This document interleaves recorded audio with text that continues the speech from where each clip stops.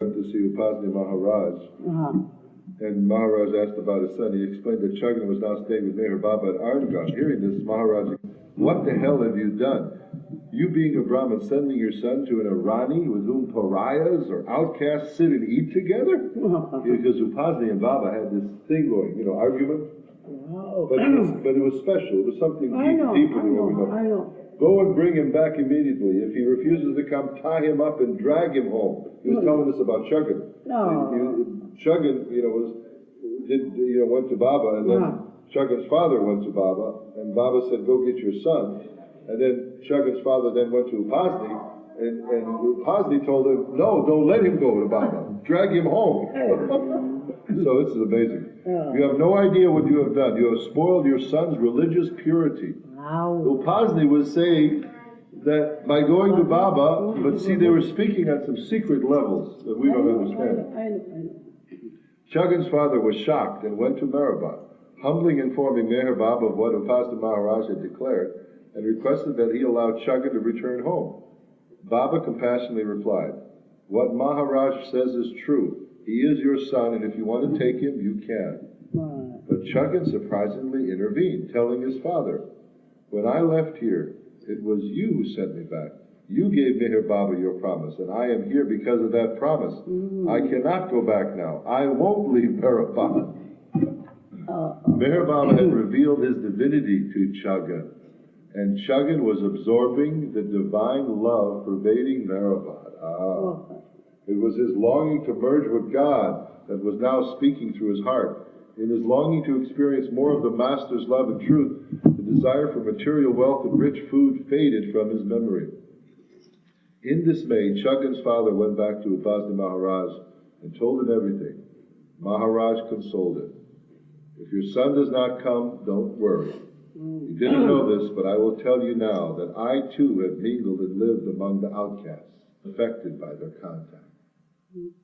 One day another Hindu named Morishawar Ramchandra Dake Palakar went to Meherabad to observe the activities there. He was a friend of Pandoba, who was teaching in the school. Dake, as he was called, was a teacher in Ahmednagar. And Pandoba had told Meherabad about him. Baba asked Dake if he would work in the HAZRAT Babajan school as a teacher. In reply, Dake joked, if you pay me 300 rupees per month, it'll allow me to have the day off on all Hindu holidays. And if you do not abuse or beat me, for I am not interested in spiritual advancement, I will work. To Daki's amazement, Baba accepted all these conditions. At the time, Daki was only earning a salary of 16 rupees per month in Ahmednagar. Daki then told Baba that he would come after a fortnight. Baba agreed and added, what harm is there if you derive spiritual gain by serving here? Daki replied, none, but I'm not coming here for that. He left Meherabad without even bowing or folding his hands in respect. He was thinking to himself, how can a Irani be a saint? What can an Irani teach a Hindu? Wow. What does this Irani know of spirituality? No religion in the world can compare to Hinduism. Wow. Daki moved to Meherabad 2 weeks later. It was a Sunday, and Baba reminded him, today is a holiday, so you should not start work until tomorrow. Meherabad remembered our agreement. He is keeping his promise. My ideas about him were wrong. Although appointed as a teacher, Daki also became a disciple of the Master, but was referred to as a paid disciple. He was paid. He was called a paid disciple. As the desire to accept Meherabad as his Lord was awakened in his heart, the desire for material gain also arose and became an inner conflict for him. So let's see what it says in the footnote here about this. Many years later, certain Mandali believed that Daki turned out to be a Judas and betrayed Meherabad's trust. Wow. Meherabad was once mentioned to Adi K. Irani that there would be 7 people who would betray him like Judas, or that there would 7 Judases be in his circle. Wow. So, who knows? Yeah. One evening, Meherabad arranged a very interesting kirtan performed by Waman Rao and Haridas Bua. After the singing program was over, the master expressed his disappointment with the Arangaon villagers for not showing up in larger numbers. He was so upset by their indifference that he ordered the mandalay to tear down the temple. This was done and only one wooden plank was left. However, Baba insisted that the temple priest do his puja, or worship, ceremonies at that spot. Sometime later, Morati Patel entreated the master to give darshan in Arangaon, to which he agreed. But when he arrived, some of his followers from the village were absent. Baba was so irate, he sent everyone away without giving darshan to anyone. The next day, the Arangaon villagers pleaded for his darshan, but Baba conveyed the message that he would not allow them darshan unless they promised to present themselves at every occasion when bhajans and kirtans were performed in Meherabad. Wow. So these people were invited, but they wouldn't come. Yeah. I mean, Baba got mad. After some days, Meher Baba suddenly told the Harajan children to go home, ordering them never to come back from the HAZRAT Babajan school. Allah. The children were frightened and did not know what to do. They stood crying, and their parents were summoned to take them home. Baba sternly said, "Take your children back if you cannot spare time to attend the occasional singing programs here." In other words, those same people who would not come to the kirtan and bhajans were told, "Take your children out of school too." He was very upset, shouting, "Hurry up, take your children and get out of Meherabad. Oh, Never set foot here again." Some parents began returning along the road toward the village with their children, but those who agreed to be present during the future bhajan and kirtan programs were forgiven, and their children were allowed to stay. Meher Baba had a specific reason for behaving as he did. These illiterate villagers were in the habit of passing their time in an undesirable manner, drinking alcohol, gambling, and frequenting prostitutes. oh. To teach them a lesson and to compel them to become more interested in spiritual matters, Meher Baba had to resort to such extreme measures. He intended to make them receptive to God and regard Him as God realized. Despite the illiteracy, poverty, and vice in Arangaon, Meher Baba each day became a more integral part of the villagers' lives, urging them to tread the righteous path towards God. He would intervene and help resolve their personal difficulties and quarrels, giving them employment and often financial aid. In other ways, too, he established himself as the authority of truth, to whom they could turn and who they could trust in every manner. Oh, no. Get this top of the page. Right here, Yeah. A typical example of the Master's compassion is the story of a widow living in Arangaon. She had a feud with the village Talati, at the recorder of tax accounts, which resulted in litigation over unpaid taxes on the deceased husband's farmland. Meher Baba intervened and treated by paying the recorder 50 rupees. In addition, he paid rupees for the legal expenses she had incurred. Through this unexpected loving gesture, the woman's heart turned to him as her Lord, and her tears expressed the deep gratitude which she felt for the rest of her life. Another story is about the son of a poor cobbler. In 1922, when Baba was staying in a thatched hut on Ferguson Road in Pune, Gumai Kek Irani presented him with a pair of sandals made by Kanhoba Rao Gadekar from Ahmednagar. For some unexplained reason, Baba was always so careful about these seemingly ordinary leather sandals that the Mandali wondered why he was always wearing them. He refused to wear any other sandals during his first journey throughout India. There was a spiritual mystery underlying Meher Baba's fondness for the particular pair of sandals. The cobbler's son Ram Chandra came to Meherabad on April 29, 1925 for darshan. Baba received him warmly and urged him to stay in Meherabad. Baba also promised him the necessary funds to pursue his education in Pune.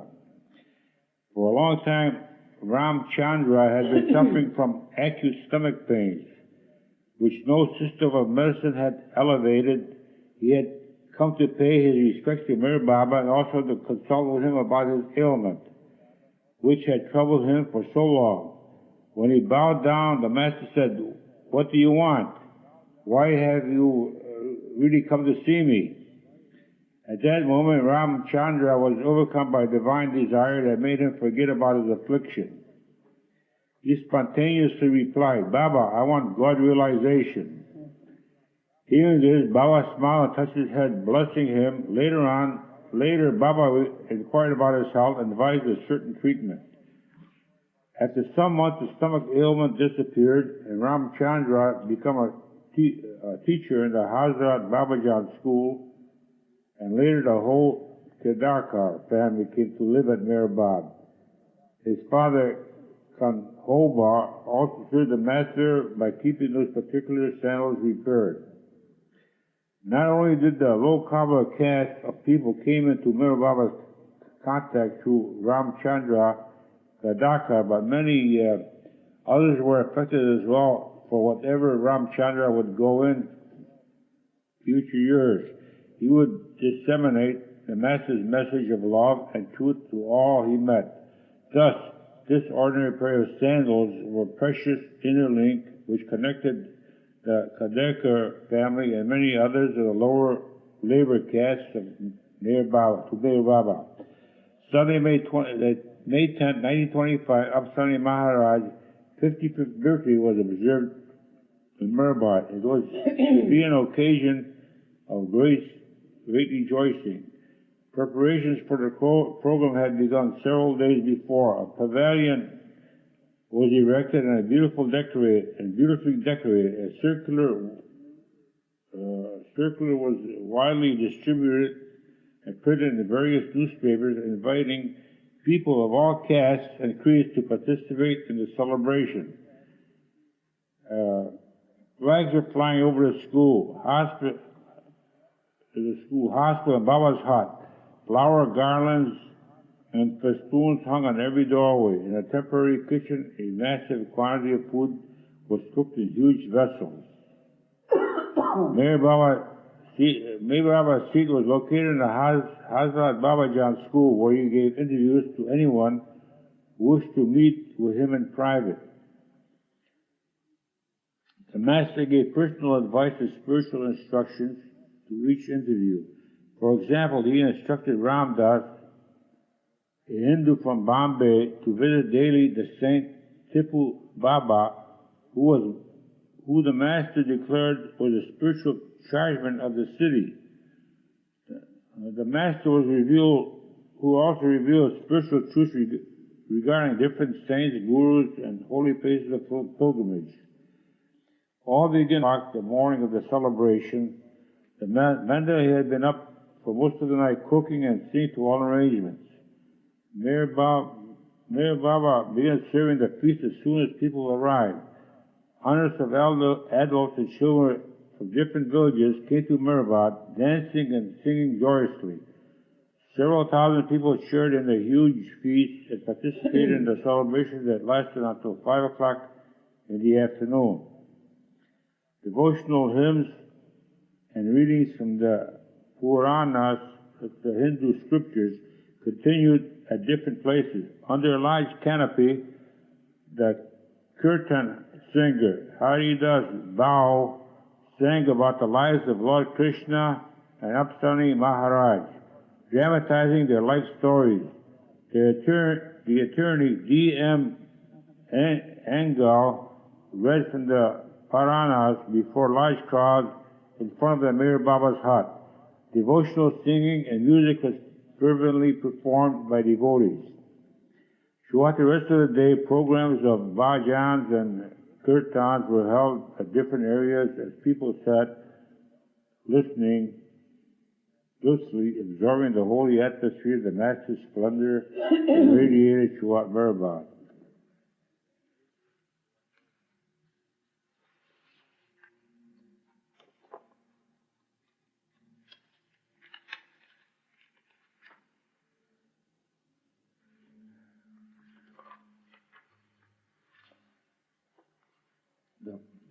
The program before Jopati was especially interesting as two celebrated sadhus of the district, Balaram Bao and Lotangon, were gifted to exceptional voices. 30 to 40 of their followers sat around them playing cymbals as the sadhus sang. When Meherabad arrived and took his seat, the tempo of the devotion greatly intensified. Balaram could not control his joy and began swaying in ecstatic motions. After the Babajan was over, both sadhus laid their heads on the master's feet and Baba himself garlanded them. Later, Abdul Rahman sang Persian ghazals before Meherabad. At the conclusion of the singing programs in the evening, Upasni Maharaj's birth was then celebrated according to the Hindu custom of worship. A group of Arangaon villagers became excited and formed themselves into a long procession, shouldering an elaborately decorated palanquin with Meherabad's photograph. They marched from Arangaon towards Meherabad with a band of musicians playing and dancing. The parade moved in ecstatic waves, and fireworks were lit, colorfully exploding in the sky. When the parade arrived at Meherabad, the air rang with cries of joy and praise. Upasni Maharaj's birth was greatly honored. His life story and his spiritual connection with Sai Baba and Meherabad were openly discussed among the crowd. The birthday of masters truly became a holy day. While attending to the minuous detail of the extensive celebration, Meherabad gave his darshan to thousands and talked to many of his followers, constantly keeping a watchful eye on all that was occurring. To end the festive day, a film portraying the life of the Hindu saint Sakubai was shown. Meherabad was very fond of the life series of the saints and gurus and urged children and adults to study their lives. The following story of Sakubai should interest those who long to know the lives of real saints. Sakhu was her given name. From childhood she was a devotee of Lord Krishna and spent her private hours alone in worship. Misfortune befell her. She was married to an unkind man who had no religious inclination. Her mother-in-law was a cruel woman who showed no fear of terribly, scorned her devotion and kept her overworked, maintaining the household. Sakhu's duties became so many that she was hardly allowed time to eat and sleep. One day, after she had an inner experience, Sakhu escaped the house and left on a pilgrimage to Pandharpur to have darshan of Vital, Lord Krishna. A very large celebration was being held there, and pilgrims were praying for a manifestation of Krishna. It is legendary in India that when one's love is true and devotion is pure, all statues and pictures of the Lord and God become alive. Meanwhile, the mother-in-law had no idea that she had gone, for the Lord himself had taken the form of Sakhu and was doing all the household chores. When some people returned to the village from Pandharpur, they told the mother-in-law that they had seen Sakhu here. She could not believe them. She went to find Sakhu, but Krishna had disappeared and no one was in the house. The mother-in-law went in search of Sakhu. To her surprise, she found Sakhu in the festive procession. Upon inquiring, people informed her that it was true that Sakhu was returning from Pandharpur with them. The mother-in-law then realized that the Lord himself had done all the work in the house while Sakhu was absent, and she repented. From that time on, Sakhu devotion was recognized in that of a saint. She was reverently called Sakubai, and she led many Hindus into the mysteries of the worship of Krishna. Okay. No.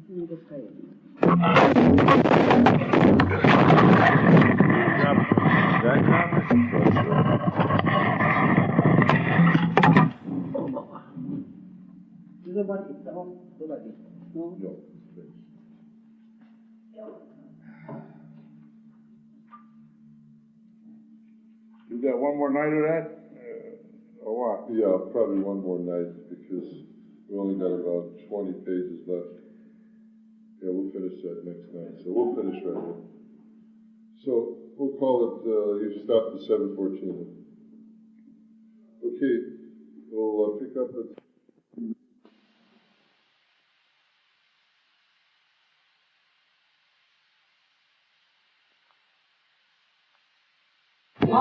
Okay.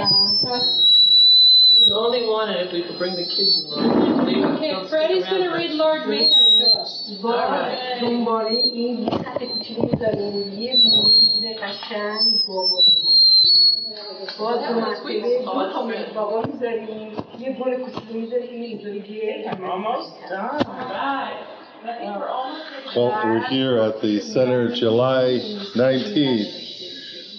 It's a Lord Meher meeting. It's a little after 4, and we're enjoying the sewing of the quilt, the embroidering that is being sent to India. And we're in chapter 2 of Lord Meher. It's 1925. It's May 10th. It's the birthday celebration of Upasni Maharaj at Meherabad. And it's his 55th birthday celebration, and Meherabad and all the women, Mandali and so forth, are there at Meherabad. And it begins on page 714 of volume 2. Because of the large gathering for the celebration, some of the women guests were lodged in improvised quarters near the post office building where the women Mandali resided. At one point, while passing by their quarters, Meher Baba overheard some of the ladies talking and laughing loudly. He entered the compound and called Naja to him. Slapping her soundly before all, Baba scolded her. "Aren't you ashamed of yourself? Why are you laughing hysterically like a mad woman in front of all these fine ladies? Don't you know where you are? A holy ashram, not some damn carnival." Wow. The other women who had been laughing, who also been laughing, stood back and silently wished, but thus taught them a lesson they would never forget, although it meant inflicting a humiliating punishment on young Naja. Because of the school children, hospital patients, and the large number of Mandali members staying in Meherabad, Naja had to prepare enough food for 200 meals each day. Help from the other women staying in Meherabad was not always forthcoming, since they had their own duties. Once, when very tired, Naja thought, "Mera is not given much work. Why does Baba make me work so hard?" Although Naja did not voice her thoughts, Baba one day called for his cousin and explained to her, "Have you ever heard the story of the two sisters Mary and Martha of Bethany? Both loved the Lord Jesus intensely. Once Martha was preparing food for Jesus, while Mary stayed sitting by his side, listening to him speak. Martha did not like cooking in the kitchen all day long, for she had no opportunity to be in Jesus' company.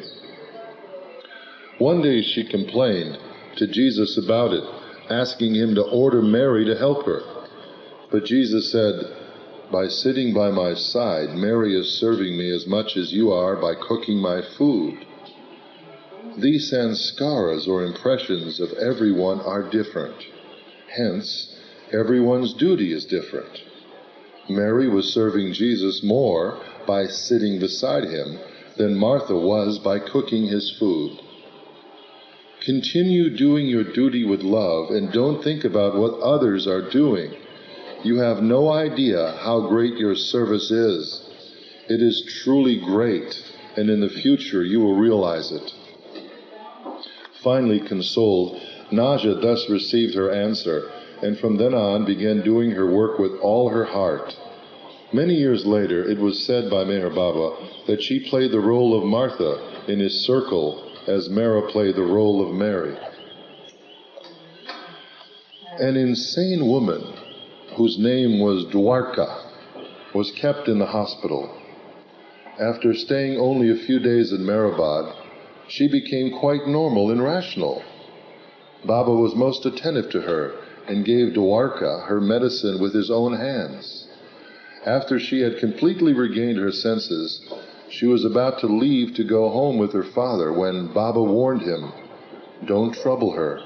If you hurt her in any way, remember that it will not be her that you are hurting, but me. Her suffering is my suffering. Look after her well and be mindful of her health." One day some of the men Mandali felt discouraged and began reflecting on their years with the Master. They concluded that they had gained nothing spiritual by being with him. Some time later, during the course of a conversation with the same men, Meher Baba stopped and gave this unexpected discourse. You eat food to maintain your body, and with the body you do different acts. The food in the stomach turns into fluid from which blood is made. You know this, but you have no idea or experience as to how it happens. Similarly, those connected with me have gained spiritual advancement, but don't see or have any idea about it. You who are with me here are completely unaware of the advancement, but it is definitely there. The closer a person is to a perfect master, the better it is for him, whether he is a member of the master's circle or not. One day the rice was found to be a bit undercooked, so Baba scolded Dolly, Gulmai's youngest daughter. If the children had eaten this improperly cooked rice, they would have fallen sick and their studies would have suffered. Do you have any love for these children? Are you trying to hurt them? But Dolly protested that the rice was not undercooked. At this, Baba gave her a hard slap and then slapped himself just as hard. Dolly did not feel disturbed about being slapped, but was shocked at Baba for striking himself. Tears welled up in her and told her not to worry. The master continued to goad the Mandali. Each day he inquired of the men as to how they liked the food, and daily they expressed some grievance. He was satisfied with their frankness and would call Naja and ask her, "Why was there more salt in the vegetable at lunch? The men were complaining to me about this." Naja sharply answered that they were mistaken, that there was the same amount as usual. In this way, dissension was created between Naja and the men Mandali. Even Pendu, her own brother, did not refrain from criticizing her sister's cooking. Only Gustaji took her side during such an argument.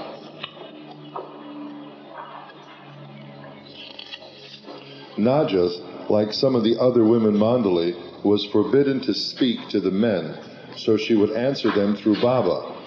The men Mandali would also have to speak to her through Baba. Baba would purposely create such discord to find out if there were any undisclosed feelings about how different people felt about each other. He wanted all to be honest and to tell the truth openly in front of each other.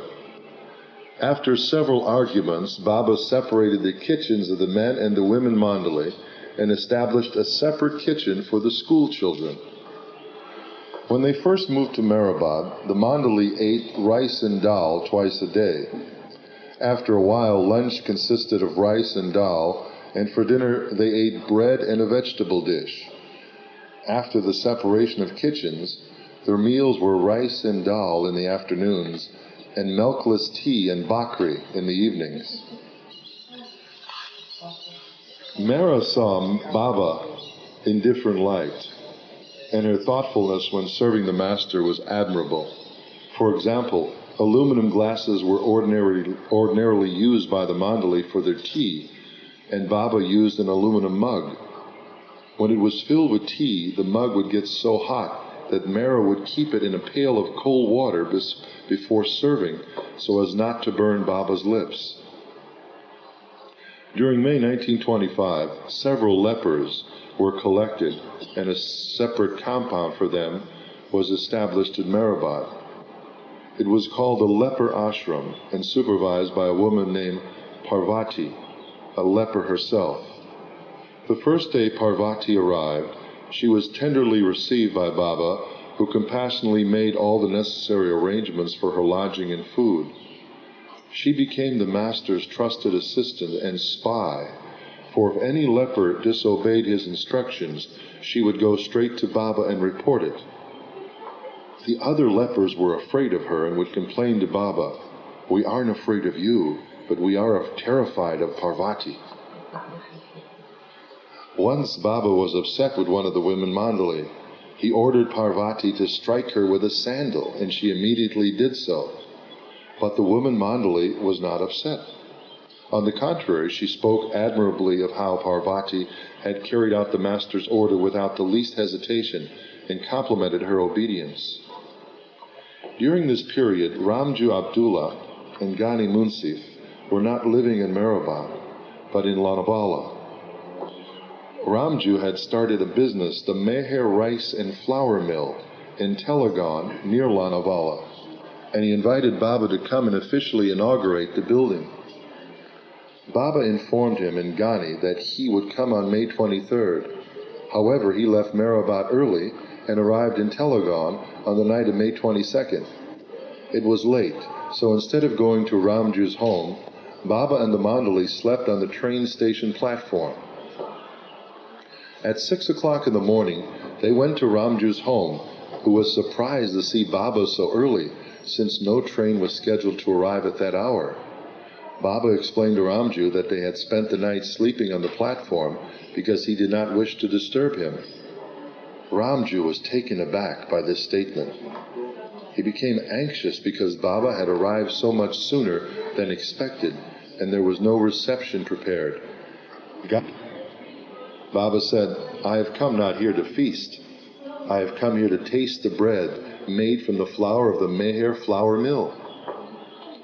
Ramju finally calmed down, and Baba told him to act accordingly to schedule and stop worrying about his sudden appearance. The whole day was spent leisurely like a holiday, and Abdur Rahman entertained the master with qawwalis. Baba returned to Meherabad the next day after meeting with Ramju, Ghani, and their families. One day, Baba went to Visapur for a picnic with the school children and their teachers. However, he wore the English dress of trousers and a shirt to remain inconspicuous and to avoid giving darshan to people. It was during this period that Meher Baba began traveling incognito. Whenever he went away from Meherabad, he would disguise himself, wearing a felt hat and sunglasses, so that people would not recognize him. He would also wear long pants and boots, always instructing the Mandali to keep his identity secret. They reached Visapur railway station, where Baba distributed sweets to the children and then to the teachers in Mandali. They went to see the water tank which was under construction by the prisoners of the Visapur Central Prison. Watching the hard labors of the convicts, the master remarked, "How these prisoners are suffering untold hardships and privations. They are kept away from society because they have broken the law of the land. But what punishment is meted out to those who break the laws of God? Can you imagine their fate? The best way to save oneself from breaking divine law is to surrender completely to a perfect master and literally follow his instructions to the letter." The group was greatly affected by his compassion even for the hardened criminals. Biramji had returned from Persia some time before. One morning in May, Baba sent a message to him saying he would level the meadow in front of the school and with the help of the schoolboys spread gravel over it. Biramji was shaving at the time and sent word that he would do the job as soon as he was finished. Baba became infuriated with this casual reply and did the work with the students' assistants. He also smeared dung, a commonly used floor coating among the villagers, all over the veranda. In a most serious mood, he then discoursed on the importance of carrying out the behest of the Guru, and that under no circumstances should his words be disobeyed. It was obvious that many of his remarks were directed at Baramji. On another occasion in May, the carpenter Gangaram Pawar arrived late for lunch, and Baba told him, "With folded hands, I request you to always be on time for meals here. Even if your work remains incomplete, let it wait. Punctuality in all things must be strictly observed at Meherabad. Be regular in every way." One evening in May, after a heavy rain and a cold windstorm, Baba wished to see the school children. The Mandali said they would bring them to him. Baba agreed, but cautioned that they should not be exposed to the cool air, nor should a drop of rain fall on them. In order to protect the children, the Mandali held large tarpaulins over their heads and marched them under cover. Baba was pleased, and he served a kettle of hot tea to all the children. He handed a cup to each child, along with a quinine tablet, warning each one to protect his throat and chest from the cold. The Harijans in Arangaon were stricken with a life of poverty. Money was scarce, and loans were a severe matter. Once a man in the village ran off from home without repaying a loan of 20 rupees to a Harijan. Out of revenge, the Harijan violently beat the wife of the man who had taken the loan. When Baba found out about the incident, he sent for both. He scolded and slapped the Harijan for raising his hand to a woman. Baba instructed the woman to repay the man at 7 rupees per month for 3 months. The woman did so and thus freed herself of her husband's debt. A regular report was submitted to Meher Baba by the teachers concerning tardiness, lack of attention, quarreling, and improper behavior among certain students. Then one day there was a bitter squabble among some of the boys, and Baba appointed Ghani as judge to try the case. Ghani handled it like a serious trial. Depositions were taken. Witnesses were called as state evidence, and those students found guilty were given a warning as punishment. As this courtroom drama unfolded before Baba, the Mandali were delighted with the humor of the scene. The students were also well impressed, and through this amusing enactment, they were shown how to improve their behavior. In late May, Jangadar, one of the school teachers, invited the master and the Mandali to his house for tea. For Jangadar's sake, Meher Baba explained, "God can be seen. No matter what religion or faith a person may adhere to, once the veil of illusion is lifted by the Guru, he sees God. The only difference lies in the means adopted to remove the veil. It is important not only that one obeys a Guru's orders, but how one obeys.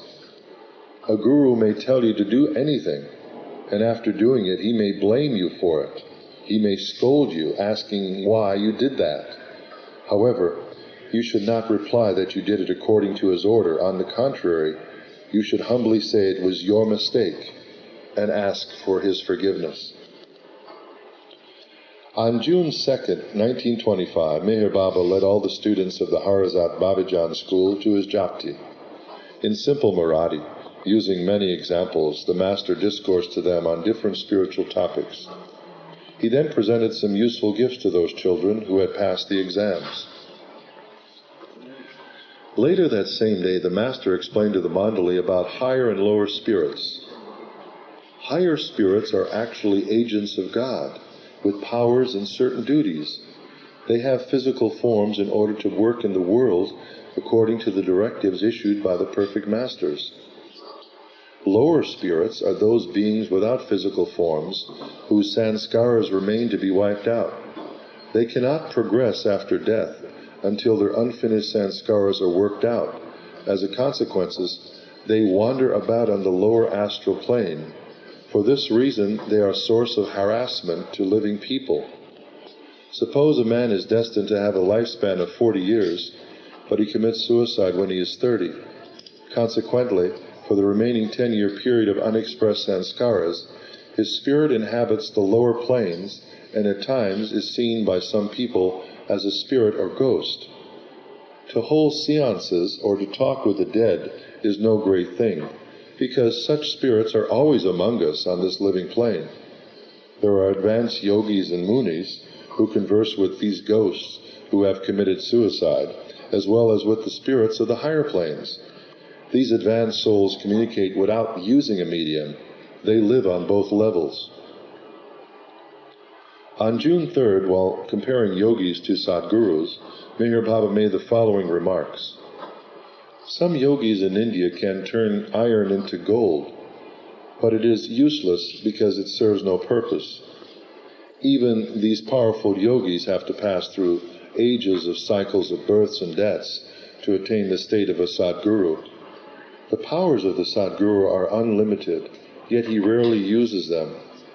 The Sadguru can even bring entire new worlds into being. So great are his powers. Compared with that, what is the turning iron into gold? The perfect masters and other spiritual authorities are now working on a terrible problem. The world is threatened with a war of great magnitude, a war never before seen or known of in the past, in which every nation on earth will be involved. The struggle will be for gold or power, but the final large-scale struggle will bring a good result. A divine message. Then hundreds of thousands of people will throw themselves at his feet, listen to him, and study his teachings. The time will come, mark my words. During this, the nurse in the hospital and Padre was practicing homeopathic medicine. Both were fully occupied in these labors day and night. Baba would be very exacting when he observed their work and would daily find some fault with them. On June 3rd, both of them became upset with his criticisms. Exasperated, they pleaded with Baba to ease up, and he appeased them with this advice. Be like a football, which never cries out or complains when kicked. Its fortunate is to receive kicks, and the force and height of its kicks are its beauty. You too should try to reach the level of accepting and remaining humble and unaffected by kicks, my criticism. My kicks will raise you up high, higher, infinitely higher and beyond. The greater the force of the kick to the football, the higher it flies. Similarly, you will also rise high above the world. Baba then compassionately told Padre, continue giving medicines to the sufferers, and I will go on blessing you. From that day on, Padre's treatment carried with it Meher Baba's blessings, and he was the instrument for curing many seemingly incurable diseases by homeopathic treatment. For the first time, Meher Baba intimated to both the men and women mandali that from June 15th he would keep silence and would speak with them only by written notes and through gestures.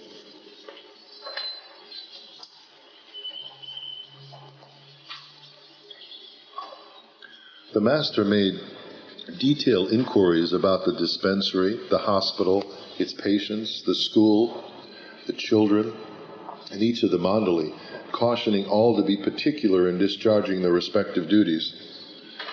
On June 4th, 1925, he declared, I will observe silence for 1 year. I will not speak to anyone, but all should hold fast to my feet. Those who last with me until the end will be greatly benefited. To elucidate this point, Baba cited instances of well-known devotees and disciples who never quit or forsook their masters, even under the most adverse conditions or circumstances. He then narrated the following story to illustrate his point. A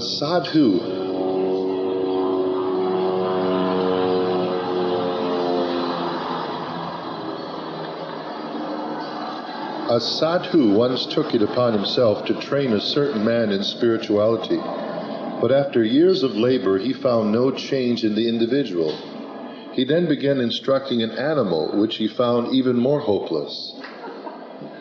His last attempt was to teach a stone, but a stone is, after all, only a stone, whether it is a rock high in the Himalayas or a precious diamond on one's finger. And as much as he tried, the sadhu failed to bring about any change in the consciousness of the stone. As a last resort, the sadhu picked up the stone and smashed it down on his own head, breaking his skull and killing himself. But by this action, the sadhu instantaneously gained all knowledge realization. Don't try this at all. That's funny. Only professionals can do this. Baba then ended by saying, if you wish to stick to your master, then become impregnable, turn into a stone, and remain like that with the master. On June 4th, 1925, Meher Baba departed for Bombay. He returned to Meherabad after 1 week, bringing cloth, which was to be used to make exercise uniforms for the school children. On June 13th, an event took place in Meherabad, which caused Meher Baba to postpone his silence. Many birds had built their nests in the post office building, and there were also termites in the roof. Gulmai was standing on a table cleaning the ceiling with a broom, and while extending, she fell down and severely sprained her ankle. Baba himself applied plaster compresses to her swollen leg, changing the bandage daily. Afterward, he declared that he was postponing his silence until Gulmai was well enough.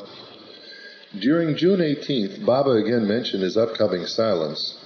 Within a few days, I will begin keeping silence. All of you remember to hold fast to me, no matter what.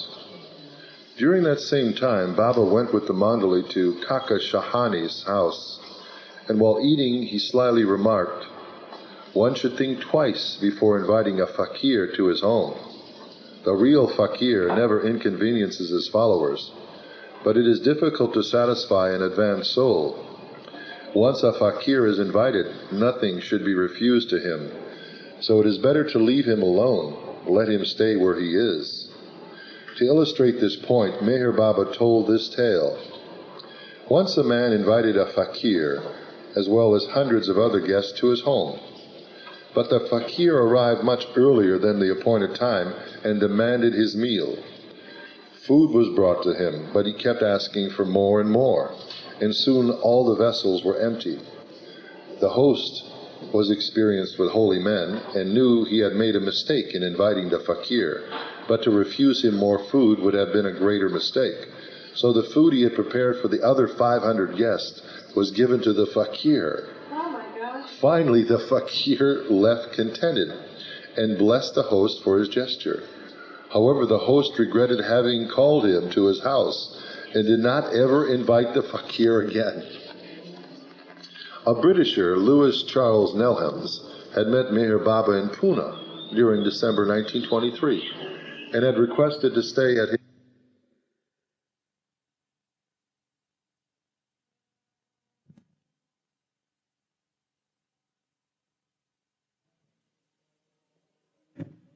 Meher Baba held darshan in Pune, and Nelhams, the Britisher, again came to meet him.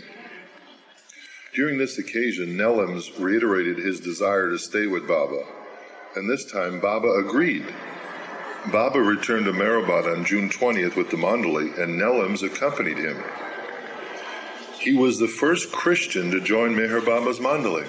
Well, folks, there's a great trivia question. Yeah. No, there's no picture. Keep that down. But that's the trivia thing. Yeah. What's his last name? Nelhams, N-E-L-H-A-M-S. Nelhams. Louis Charles Nelhams.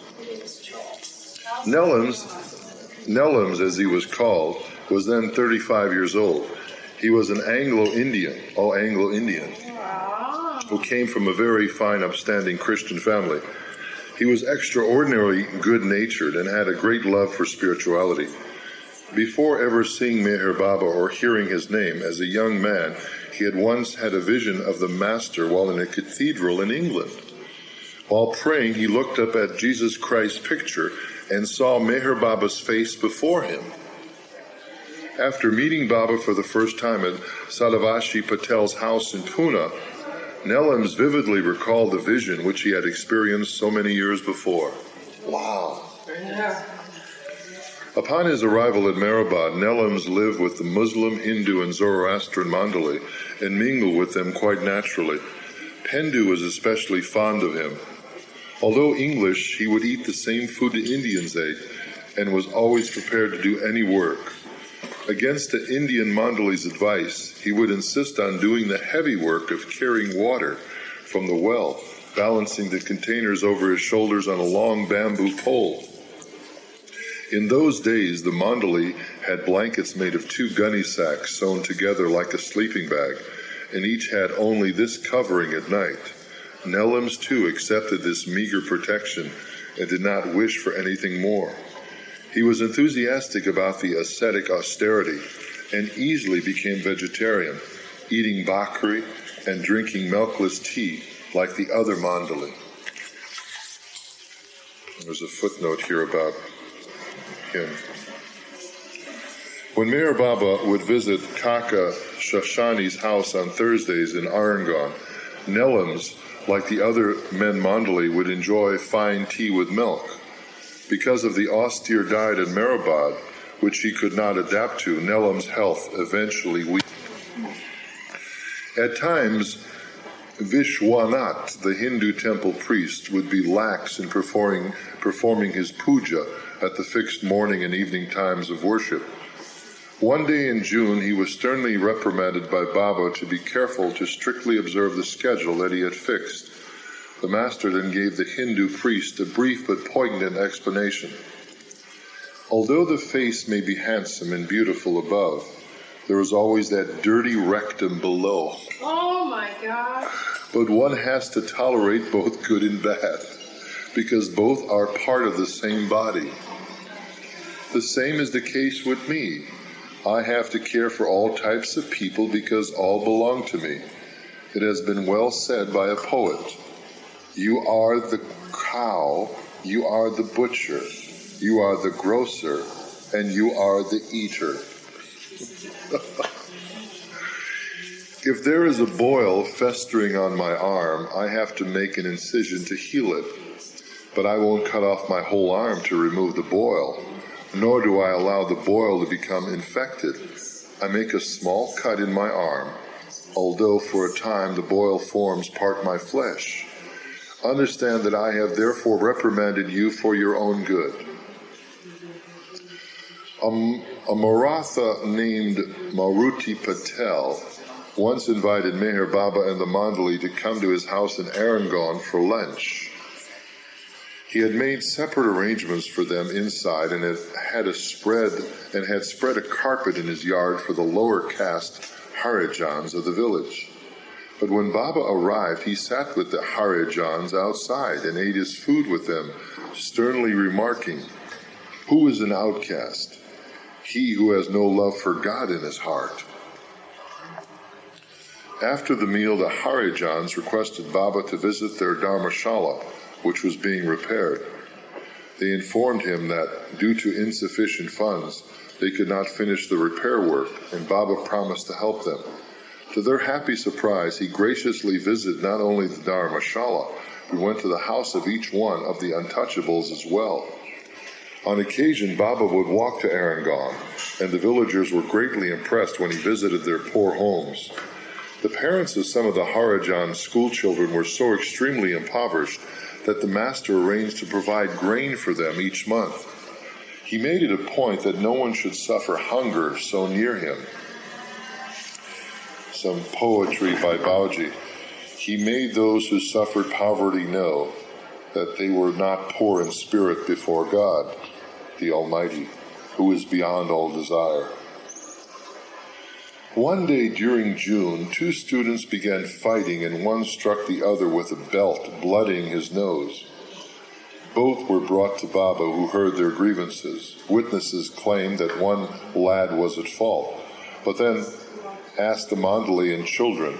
Baba then asked the Mandali and children what punishment should be given to the culprit. It was suggested that he be made to stand for an hour in front of the school, or that he should be scolded by the master. After hearing their suggestions, Baba asked the boy if he were guilty. He nodded yes. Baba asked, "What punishment should be given to you?" The scared boy remained quiet, so Baba ordered him to touch the feet of every student. Baba warned him that he would be dismissed from the school if he repeated his actions. On June 25th, games and contests were held in the late afternoon at Meherabad, and Rustam was appointed as the referee. The events included a sack race, donkey racing, high jump, cycle racing, and tug of war. Baba also participated in the fun by riding a bucking donkey and was the first to reach the winning post. The tug of war contest was played between the Arangaon Harijan children and the Maratha villagers, providing a pleasure to all. Rustam and Arjun distributed prizes to the winners and to the boys who passed their exams. The master's divan was brought to a room in the school that had been decorated with flowers. Speech by Vishnu, followed by the Qawwali singing of Abdu Rahman. As the director of the school, Rustam gave the awards. He first presented the prize for winning the donkey race by garlanding Baba. During that race, a very funny incident had occurred. Gustaji had fallen off the donkey he was riding, but when he remounted the animal, it refused to budge. Quite upset by the donkey's stubbornness, Gustaji swore at it, and it still would not move. His abuse of the stubborn ass made many laugh. Baba, in turn, gave a prize to Rustam for winning the long-distance race. Rustam then handed out the rest of the prizes, and the function ended with the serving of tea and sweets. On June 26, 1925, Meher Baba declared that he would observe silence from the 10th of July. A sign about his statement was painted and erected at the entrance to Meherabad. Notices were printed and mailed announcing that Meher Baba would not speak with anyone for 1 year. It was intimated through the notices that from the 1st of July, the master would not give darshan to any outsiders. Baba wanted to have sufficient time to give final instructions to the men and women at Meherabad about their stay and duties.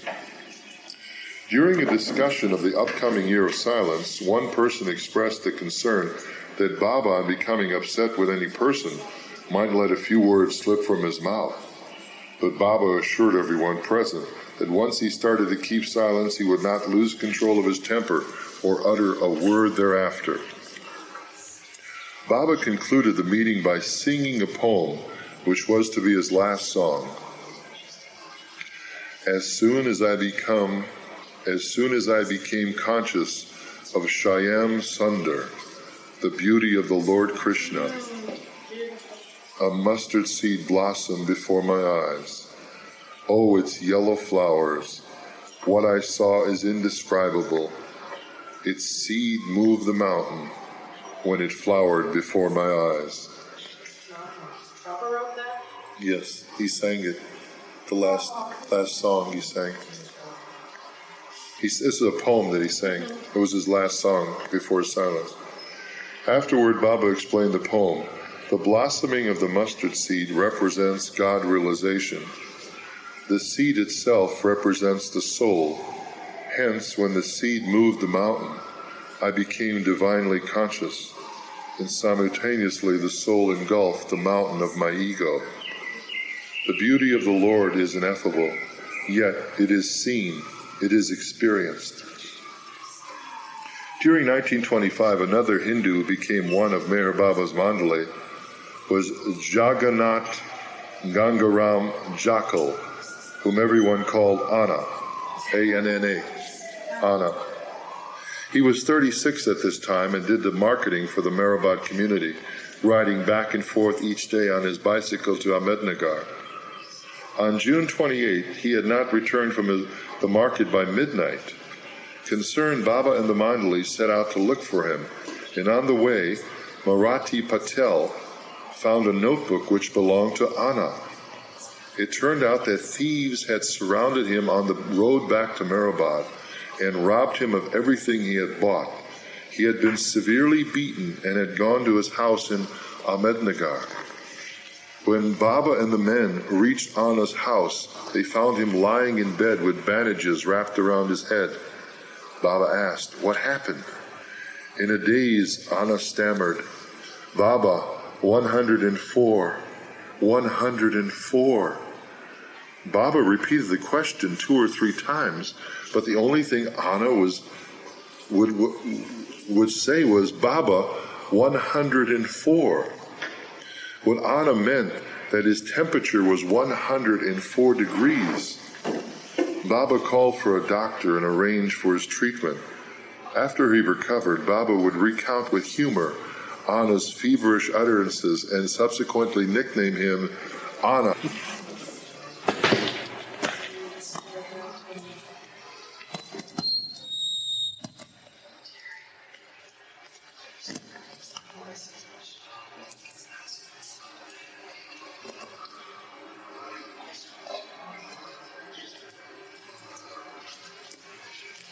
Although it had been announced by mail that no outsiders should come to Meherabad after July 1st, a group of Parsi politicians came to see Meher Baba on July 2nd.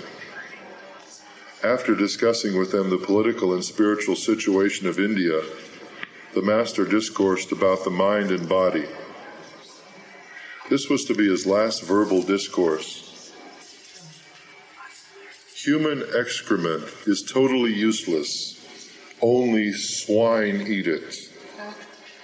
Similarly, when the flesh is cut from a carcass, only bones remain, and these are thrown to the dogs. Man's mind is like flesh, and his body is like the bones. A person eats flesh, meat, and digests it, which means he uses it. But the bones are inedible and of no use, so he gives them to dogs who can chew and utilize them. A human being must care for his mind, which is like the meat. He should use his mind by training it to flow into proper channels. A person has to let go of his physical body sometime, for it cannot be preserved. To illustrate this, suppose one's finger is chopped off or a leg is crippled. He should not worry or weep over it because he knows that his whole physical body has to be discarded one day. But a human being should be most careful about his mind, which is of the utmost use to him. The mind should be directed toward proper spheres. It should be kept in check and utilized. If this body, which a person has to discard one day, is used for anything, it should be used in the service of three causes: God, the Master, and our fellow man. The body may become weary and worn out. It may bring one suffering. But so what? Man as a physical being is destined to suffer. So long as the body is vibrant, active, and under one's control, man can be said to have used it for a good cause by directing his energies in any good or noble work. On July 4th, 1925, the hand mills for the grinding grain were moved to a separate room. Meher Baba named the following men to work the mills at fixed times each day: Arjun, Bapu Brahmin, Bapu Gali, Baramji, Marathi Patel, Mohan K. Shashani, Nellams, Erikshaw, Irani, Pesu, Vishnu, and Rustam. Baba fixed his own time for working at the mill and began doing it for 2 hours each morning. One day, when Baba was grinding the hand mill, a man came for his darshan.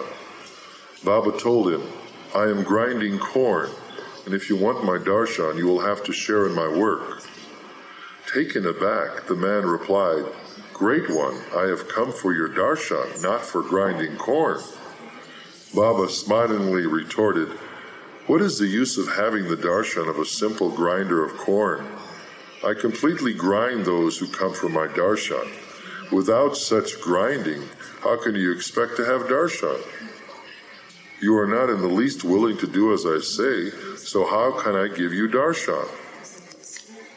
The man did not follow the meaning of his words and said, "Now that I have seen the Baba, I will take your leave.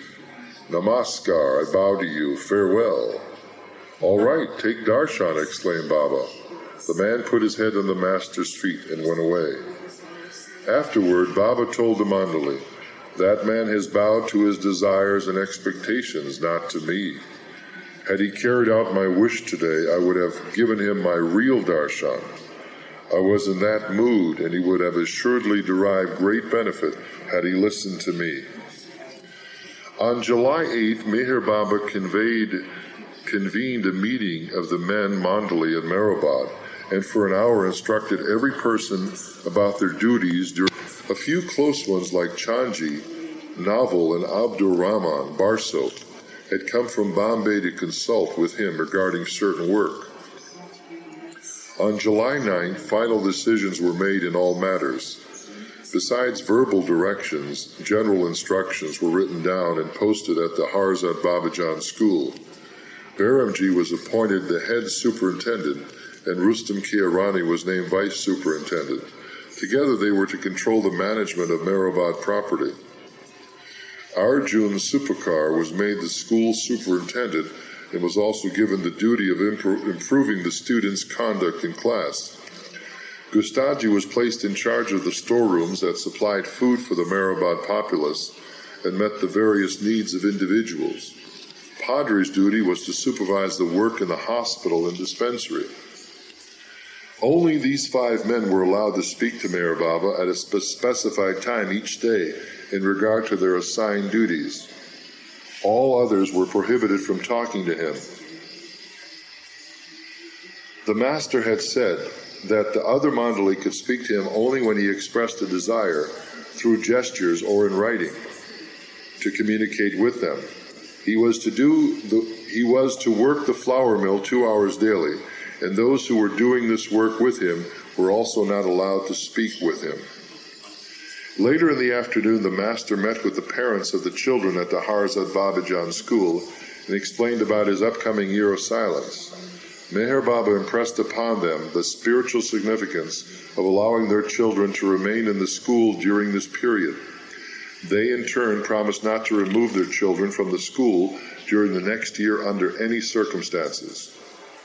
Meher Baba then gathered the men Mandali and spoke to them at length about the future. They listened attentively, since these would be his last utterances for 1 year. They knew that this would be the last opportunity to hear his voice again for a long time. Baba's last verbal discussion with his Mandali covered 3 topics. Meher Baba's general advice to all: you have to live for others and use your bodies for the benefit of others. This implied the labor or service the Mandali had to continue doing. Then he explained that one reason for him no longer speaking concerned HAZRAT Babajan. I must keep silence for some excessive spiritual work that will result when Babajan drops her body in the near future. He explained that his self-imposed silence related to the future of the world. There will be religious hostilities, riots, wars, and natural disasters. These events will cause the shedding of blood of millions of people throughout the world in general, and throughout India in particular. But thereafter, peace and brotherhood will come back into the world. Meher Baba turned to Gulmai K. Irani, one of the few women present, and added, there will be another world war. It will be much more destructive and extensive than the one before. Rivers of blood will flow. I will dip my kerchief in that river of blood and tie it around my head. Not until the world cries out for God will I give up my silence. The teacher Pandoba then pleaded with Baba that if he became silent, people would no longer have the opportunity of hearing what he had to declare, and that the world will be deprived of his teachings. Meher Baba replied, I have come not to teach, but to awaken. These were to be his last words to anyone outside of his circle, and this message was the meaning of his divine mission to the world. During the evening of July 9th, Meher Baba walked to the women's quarters at the post office building to convey his final instructions. Now listen to my last words, because from tomorrow I will keep silence for 1 year. Attend to your duties with love and fulfill them with all your heart. Cook for the children at the school as if they were your own. I have much work to do for the world. When my work is done, I shall speak. Meher Baba left them at 8 o'clock Masaji went to visit the men Mandali's quarters. He told them, "I am going to be silent from tomorrow for 1.5 years. All of you take care of everything in Meherabad as usual, and take care of your health. Whenever you go out during the night, always carry a lantern with you. Always beware of snakes. I will save you from every calamity under the sun, but I won't help you if you are bitten by a snake. So be careful. Keep on doing your work. I have given you all of your duties. Continue doing them, every one of you. There will be no hitch in the work. Although I will be silent, everything in Meherabad will run smoothly. You don't have to worry. I have my own reasons for keeping silence. I must do it. Stick to your jobs and do as I instruct you. Don't deviate from the work and don't worry about it. If you obey me, nothing will be difficult." It was 8:30 when he concluded, "I am going to the Japti now. All of you go to bed." There were about 20 men around him. A few men made some comments, and within a few minutes the group dispersed. The men began unrolling their bedding, and Padre went to urinate. He had only gone a few steps when he spotted a 3-foot-long cobra. Lifting his lantern, he shouted, "Snake! Snake!" The other men came running with the bamboo staffs, which were kept for this purpose. There were shouting and the whacking of staffs as the snake was being killed. Meher Baba heard the commotion and came out of his hut. "What is all the noise about?" he asked. "Baba, we have killed a snake." "Who saw it?" "I did," said Padre. "Were you carrying a lantern?" Padre nodded yes, and Baba was pleased that he had done so. Padre then handed him a staff, and Baba smashed the head of the cobra with one blow. He ordered Padre to wash his hands several times after burying the snake. Then he repeated, "I am warning you all again. Be careful of snakes. Always carry a lantern and take care. Now I want everyone to go to sleep." Meher Baba then walked over to the women's quarters and spoke with them briefly. "How fortunate you are that you have heard my voice so many times today. This incident with the snake took place to allow you to hear me speak for the final time." He then departed and retired for the night, while Masaji kept watch.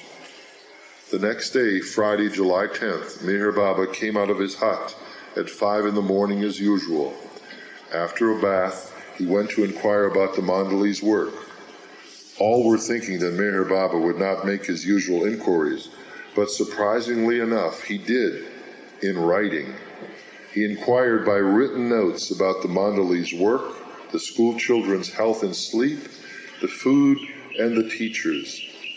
From that day on, in spite of his silence, the master was found to be alert and mindful of all matters at Meherabad.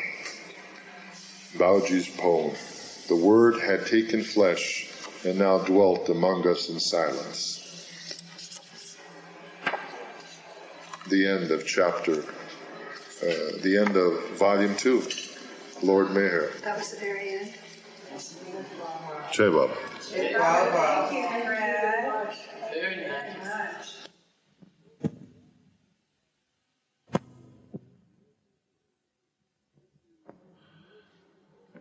This is Lord Meher night, Monday, October 13th, 1997.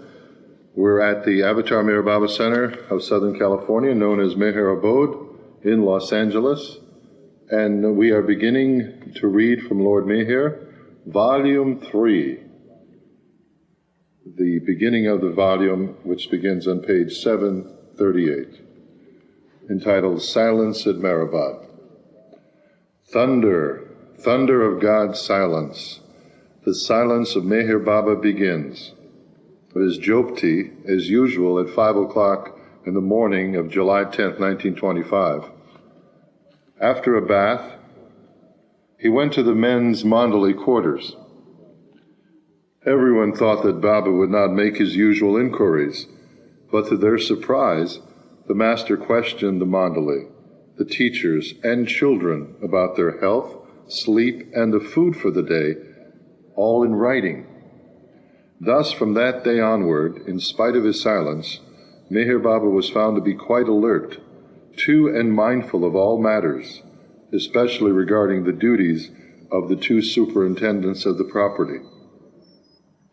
From that day on, for several months, Baba had a new companion. Constantly with him was a young boy named Baal, to whom he had taken a liking.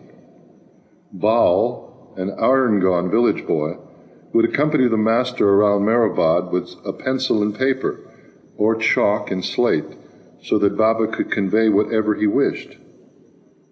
Since Meher Baba's nature was so outgoing and voluble that he often spontaneously broke out into song or poetry, many of the Mandali doubted that he would be able to keep silence for one full year. But as the days passed, they were greatly impressed to observe that the master never once spoke and remained silent in all circumstances, showing that he was in perfect control of himself. Although he would still participate in the Babajan programs, Baba's beautiful voice no longer was heard. Yet in his hands would be heard playing a drum, accompanying the singers in harmony. If Baba were to get angry at any of the Mandali for their negligence, he would take his slate and whack it on their biceps or thigh, and they dared not say a word of protest or question why. There were 3 slates, and once in a moment of irritation, Baba flung all 3 at someone. Pesu, who was Baba's orderly at the time, took the major share of the sudden taps. Meher Baba had observed silence 3 times before, but the silence of July 10th, 1925, was to last until the end. He never uttered another word the rest of his life. Here's a photo of Baba in 1925. Although he was observing silence, it did not seem to those around him that Meher Baba was silent at all, nor did it interfere with his activities. On the contrary, there was an increased intensity in his daily activities in Meherabad.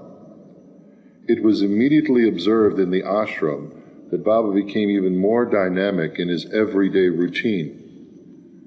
He would keep those around him fully concentrated on him by writing his orders, thoughts, wishes, and discourses swiftly and emphatically across the slate. The Mandali were kept busy fixing Baba's jyoti, repairing the other buildings, and supervising the various activities in the school and hospital. They were responsible for the care of the children as well, bathing them and even washing their clothes, because the Hindu dabi, or laundrymen, refused to wash the clothes of untouchables, even children. Meher Baba gave the Mandali new instructions daily, pointing out and correcting their mistakes, thus training them in a strict manner for his own special work as his circle members and closest disciples. During the day he was busy grinding corn, holding interviews, giving darshan, writing his special book, and overseeing the other work in Meherabad.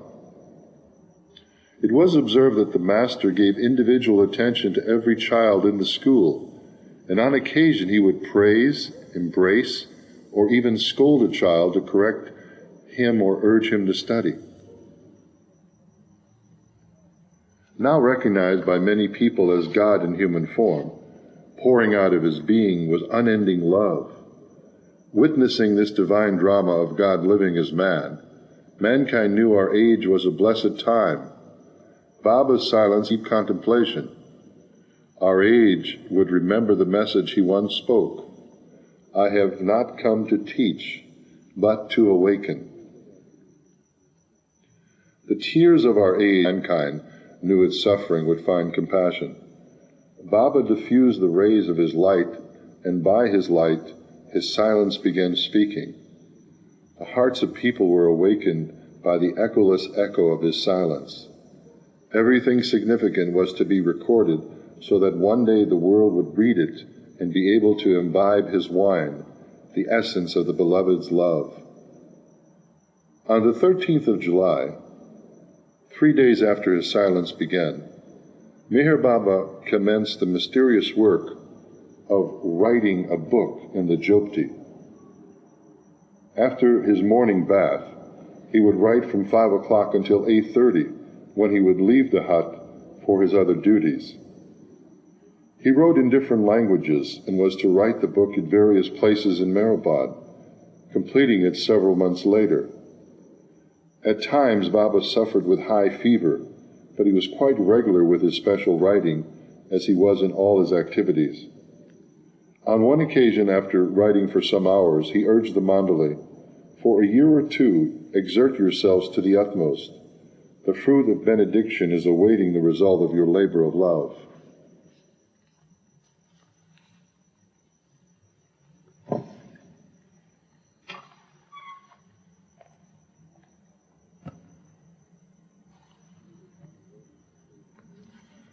Later, Baba wrote on his slate in poetic fashion, "It is most difficult to keep my mind, not to talk through the tongue. I want to speak, speak, speak, and yet I remain dumb." During the afternoon of July 16th, Baba composed this short poem, "The beggar without his hut, the king without his palace. Today, mark it, I have neither one of these to face. Now tell me, what shall I do in this case?" At 5:30, Baba went to Kaka Shahani's house, where he wrote this statement on a slate, vowing it would come true.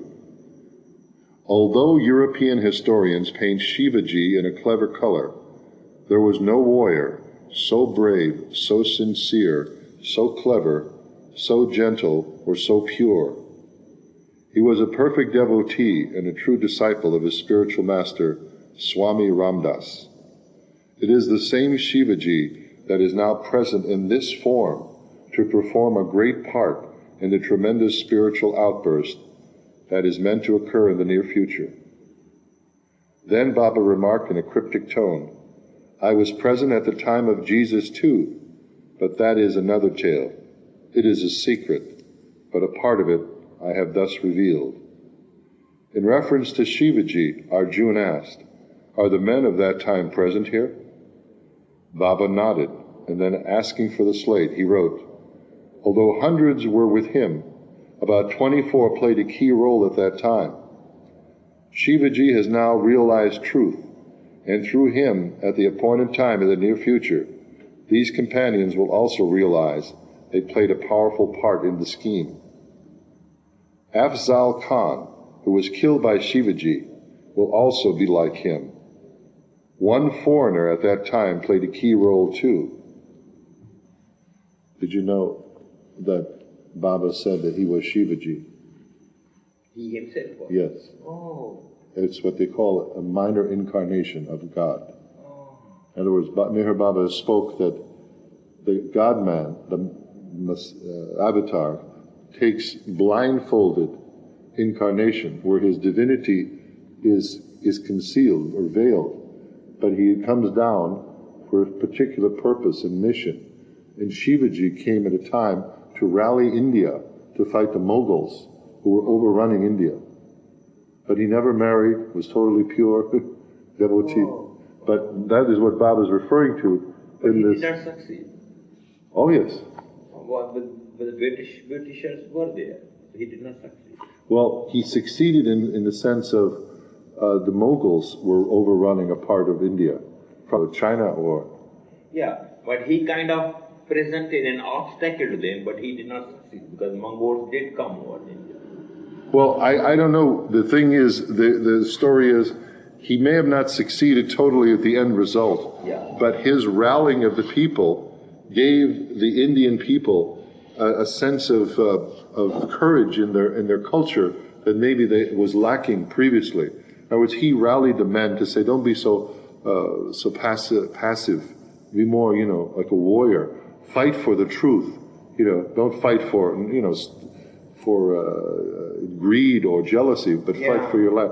I think what he did, he created, inspired many, many people in that regards. So, Baba concluded, "Don't think about it, let it go. It is a mystery, but the knowers will know within 2 years from this date." The next day, Baba made again a cryptic remark. The secret will be out in the year 1927, when, at a touch, again the blind will be given sight, and the dead will be raised with a breath. Closely inspecting the drinking water one day, Baba found mosquito larvae floating inside. He was annoyed by this lack of care, and ordered the earthen pots to be thoroughly cleaned every day and filled only after the water was filtered through a cloth. He also directed that the pots should be kept covered at all times. He again warned the Mandali to look after their health and take immediate treatment at the slightest complaint. On July 22nd, Meher Baba explained about divine sight. Suppose 25,000 people are sitting here and all have the same sight and the same object to look at, a ball. Now take the sight to be God's, which means that the seer, through 25,000 pairs of eyes, is one. Put before every pair of eyes different colored glasses, and in front of all these glasses put a ball. The sight out of every eye is one, and the ball they all see is also one. But those with red-colored glasses see the ball as red, those with yellow glasses see it as yellow, those with white glasses see it as white, and in this way everyone sees a different colored ball. The sight is one, and the ball is one, but to 25,000 people the ball has a variety of colors. This varying experience is because of the different glasses.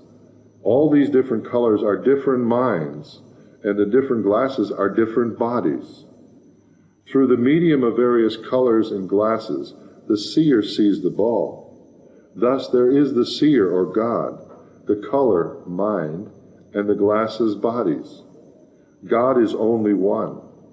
The ball, illusion, is also only one, but God experiences this illusion through all the various minds and in a variety of ways. You know that all thoughts are different, feelings are different, and experiences of misery and happiness are different. The reason for it is that all have different minds. Although the thoughts, experiences, minds, and bodies of all are different, the one having this experience is one as in the ball, or illusion, through which the one God experiences himself in various ways through innumerable bodies and minds. That which he sees is not the color nor the glasses. It is through the colors and glasses that the seer sees the ball. God, who is experiencing all this, is not the mind, but he sees illusion through the medium of minds and bodies. The next day, Meher Baba visits Shoshani's house and explained about freedom, writing out this story.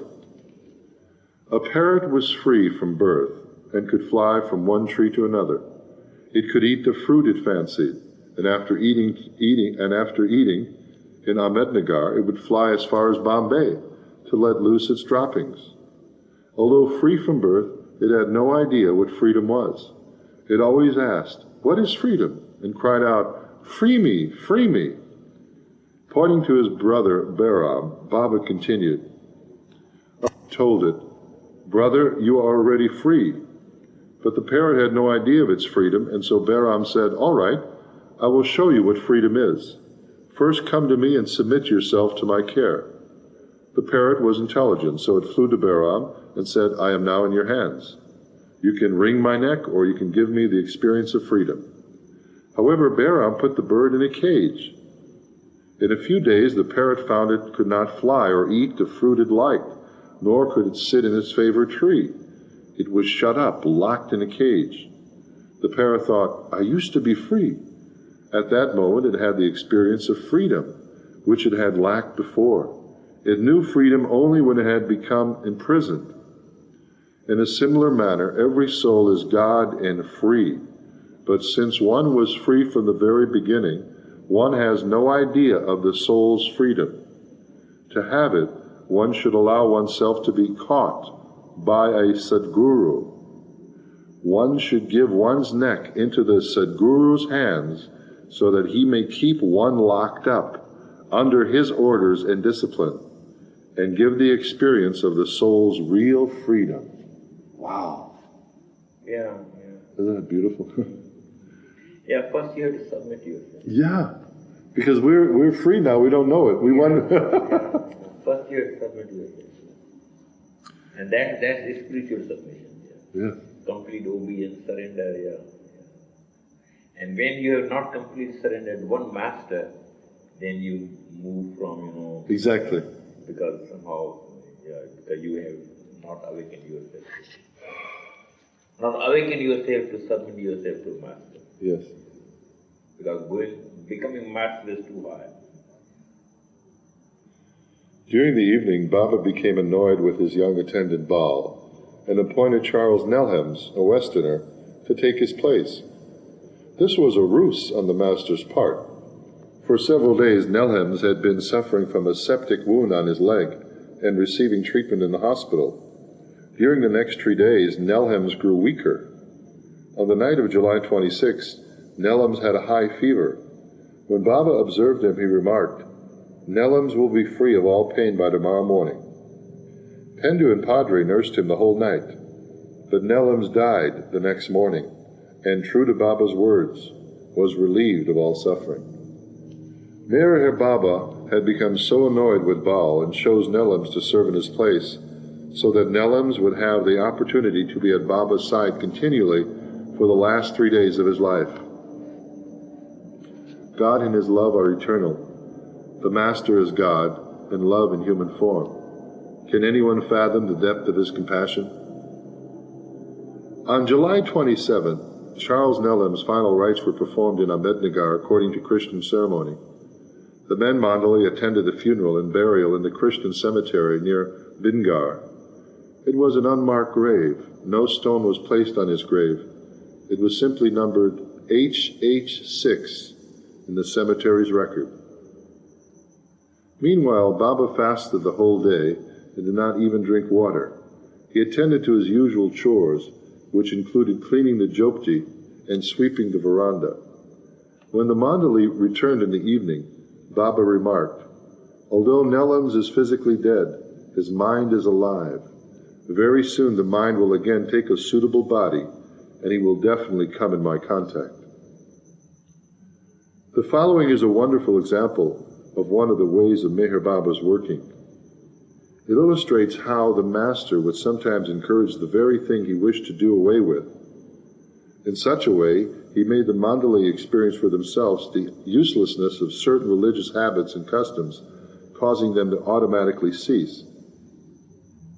People make a fanfare of holidays in the name of religion, but they forget its essence. To do away with such outward display in the early days in Meherabad, Baba encouraged the Hindus among his Mandali to observe the religious days with much pomp and enthusiasm. This naturally disturbed the Muslim and Zoroastrian Mandali. Baba wished to create a situation whereby the Mandali themselves official, the spiritual and the ceremonial. On July 29th, Baba instructed Arjun Supakar to arrange for the celebration of Lord Krishna's birthday for 7 days. That night, a meeting was secretly called by Rustam between the Parsi and Irani Mandali, who complained that Baba was siding with the Hindus and celebrating their religious festivals, while he usually canceled their own Zoroastrian holidays. Baba was very upset when he found out about the meeting and called all the men before him. Chastising them severely, he wrote on his slate, "The first thing is that you should not have thought of holding a meeting without me. It was not my order. The second thing is that it was my order to celebrate the festival for a week. No one pays any attention to my orders. Why didn't you think of it in that way? Celebrating the festival has importance only because of my order, not because it is a Hindu or any other religious festival. When you begin quarreling over why celebrate their festival and not ours, it is better that I retire to the mountains to rest, rather than stay among such narrow-minded, duality-conscious persons. You all may have outwardly given up Shariat to a certain extent, but not inwardly. Had I known that you, members of my mandali, only wanted to follow the shariat, which means illusion, I would have allowed you to observe your religious festivals. I had thought that your intellects had overcome this childish attitude. I was arranging these celebrations for the benefit of the children who are here, as most of them are Hindus. I thought it would be enjoyable for them to rejoice, dance, and sing bhajans. I thought that for them we should have this observance of outward religious display. But you men, you should have the gnosis, divine knowledge and inner experience. That is why I give you discourses full of inner secrets. But it is good that you have shown me where I was wrong. I intended outward rejoicing for them and God realization for you, but you complain, why theirs and not ours? Do they ever question why you and not they are being made worthy of my blessing? For them it was bones, for you it was flesh. But now you have opened my eyes. From now on I will stop all outward celebrations and also stop giving discourses. Do you agree? You say that everyone should be on equal footing? All right. For them, no festivals. For you, no God realization. How do you like that for equality? If you are convinced that I know more than you,